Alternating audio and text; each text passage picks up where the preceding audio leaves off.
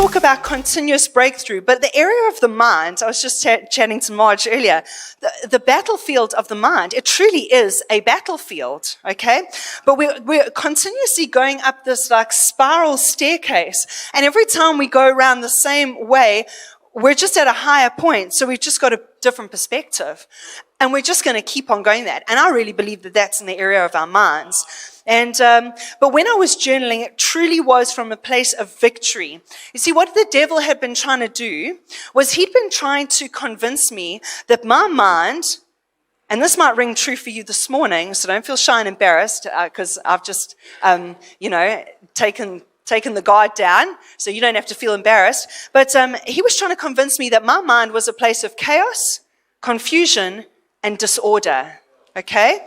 And I'm just being real, and you must understand, I'm not exempt, okay? And but it took some discernment and going through a little season, and then victory came, and that is the platform that I speak from today. And it's a powerful thing, because in that season, what happened was, what he was trying to do was make me implode on the information. But what ended up happening was I ended up exploding. So it blew up in his face, okay? And I'm going to explain more a little bit about that later. So maybe that's you. Maybe you go, okay, please just give me a quick handle on that. I do feel like my mind is a place of chaos, disorder, and confusion. Okay, so a scripture that I took, because I want to counteract any lie with truth and nullify whatever the enemy is trying to say inside there. So 1 Corinthians 14, verse 33 says, "For God is not a God of confusion and disorder, but of peace and order." And that's from the Amplified Version.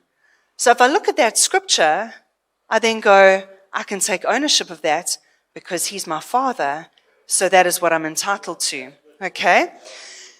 See, the enemy can try and convince us that only when we get into a relationship, or we get a spouse, or we get a different spouse,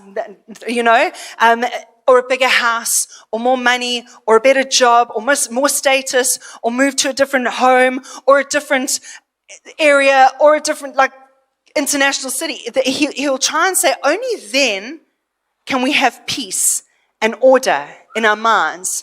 So he tries to convince us of that. But actually what happens is we can allow peace to permeate from within to our external circumstances.